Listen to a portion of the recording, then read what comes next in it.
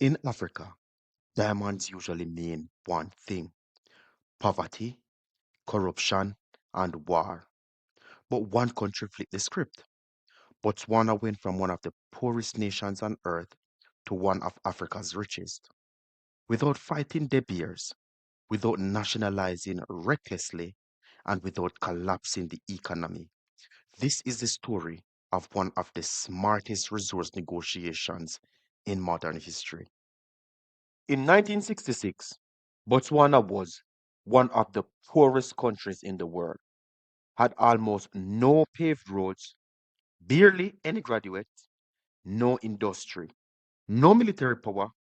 Most experts believe Botswana was not economically viable. Then, diamonds were discovered in 1967 by geologists working for De Beers. Across Africa, diamonds funded wars, such as the Revolutionary United Front in Sierra Leone and the National Union for the Total Independence of Angola used diamonds, commonly referred to as blood diamonds, to fund wars. Diamonds also fueled corruption, enriched elites, and left ordinary people poor. Countries either gave resources away cheaply or nationalized aggressively and collapsed production. Botswana chose a third option.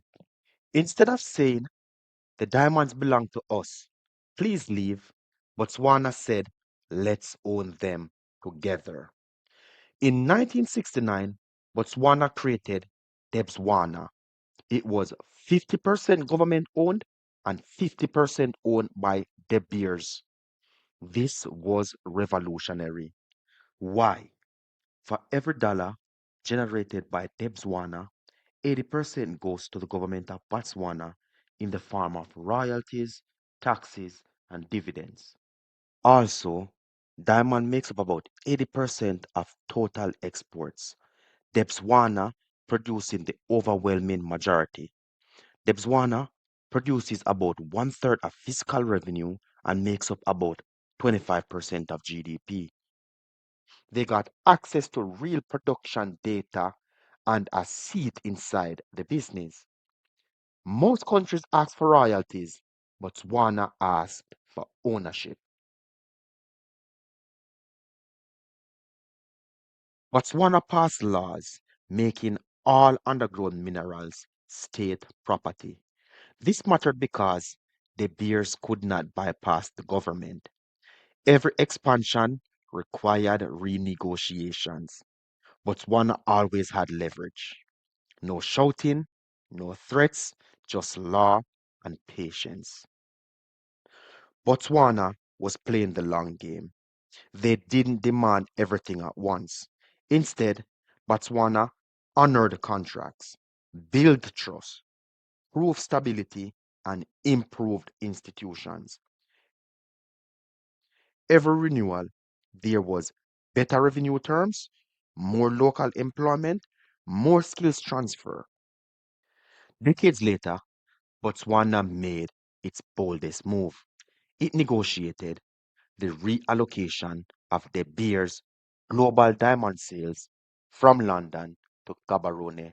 It also negotiated having local sorting and valuation and a domestic cutting and polishing industry. Finally, they negotiated a 15% ownership in the Beers Group itself. This changed everything. Botswana moved from country that digs diamonds to country that helps set diamond prices. Why did De Beers say yes? Because Botswana has some of the highest quality diamonds on earth. It is politically stable, it respects its contracts, and it never threatened chaos. Leaving Botswana would have cost De Beers billions. Botswana made itself too valuable to ignore. Because of this strategy, Botswana captured the majority of diamond profits.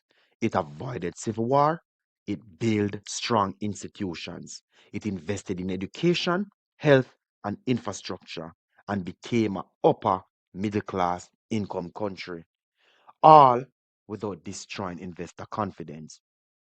Botswana proves one uncomfortable truth. Africa is not poor because it lacks resources.